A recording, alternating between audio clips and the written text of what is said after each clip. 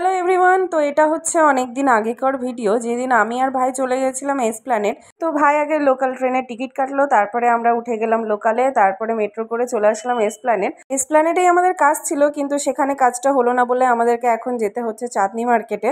তো ভাই এখানে লোকেশন দেখছিল, কারণ আমরা তো এখানে কিছুই চিনি না। চাঁদনি মার্কেটের এখানে দেখলাম রানী রাসমণির বাড়ি, যেটা ভাই চেনে, কিন্তু যেখানে আমরা যাব সেই জায়গাটা চেনে না, তাই লোকেশন দেখছিল। তো আমরা এসেছিলাম একটা রিপেয়ারিং শপে।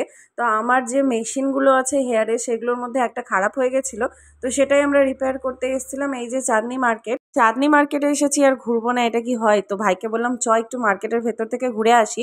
এসে দেখলাম এখানে প্রচুর ভালো ভালো ইলেকট্রনিক্সের জিনিস, মোবাইলের কাভার, তারপরে লাইট ফাইট অনেক কিছু পাওয়া যায়। তো এখন আমরা বাড়ি ফিরবো, আর কলকাতার বুকে এই সানসেটটা দেখতে কিন্তু খুব সুন্দর লাগছিল, তাই ভাবলাম একটা ভিডিও করে নিই। সবাই ছবি তুলছিল।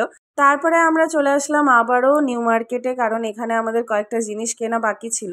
তো এখানে তো জামা কাপড়ের দাম খুব কমেই পাওয়া যায়, মানে এখানে খুব কমে কমে সুন্দর সুন্দর জামা কাপড় পাওয়া যায়, গয়না টয়নাও পাওয়া যায়। তো আমি এই গয়নার দোকানে এসেছিলাম, কিন্তু আমি যেটা খুঁজছি সেটা আর পেলাম না। তারপর আমরা মেট্রো ধরে চলে আসলাম দমদম, দমদম থেকে চলে আসলাম ব্যারাকপুর। তারপর আমি একাই টোটো করে বাড়ি ফিরলাম, কারণ ভাই যাচ্ছে ওর বন্ধুর সাথে দেখা করতে।